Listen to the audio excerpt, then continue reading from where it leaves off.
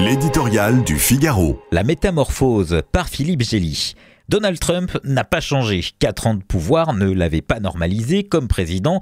3 ans et demi de traversée du désert jalonné de poursuites judiciaires ne l'ont pas rendu modeste. Au contraire, sa campagne tourne plus que jamais autour de sa seule personne. Il n'accepte les règles que lorsqu'elles jouent en sa faveur, institutionnalise plus que jamais le mensonge comme réalité alternative, ne reconnaît aucune faute, aucun échec et n'accepte bien sûr aucun châtiment comme légitime. Ainsi, campe-t-il la figure paradoxale du gagnant martyrisé, de la victime triomphante que rien n'arrête. Défiant la loi des probabilités, l'ancien président quasiment exilé en Floride après son coup de force raté contre l'élection de 2020 domine à nouveau sans partage la droite américaine. Sa résistance à toute épreuve, procès, primaires, scandales, faillites, renforce son aura et ses chances de franchir le seuil de la Maison-Blanche pour la seconde fois en janvier prochain. Si cela advient, commencera la véritable métamorphose de Donald Trump.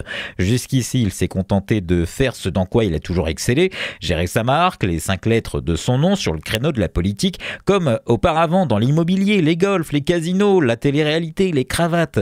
Ses électeurs constituent son fonds de commerce et sa protection contre ce système qu'il estime voué à sa perte. Élu à 78 ans pour un ultime mandat, ce serait une autre histoire. Il pourrait se blanchir d'un trait de plume présidentiel et façonner son héritage. Fini l'amateurisme et l'improvisation, les adultes dans la pièce qui court-circuitent ses impulsions.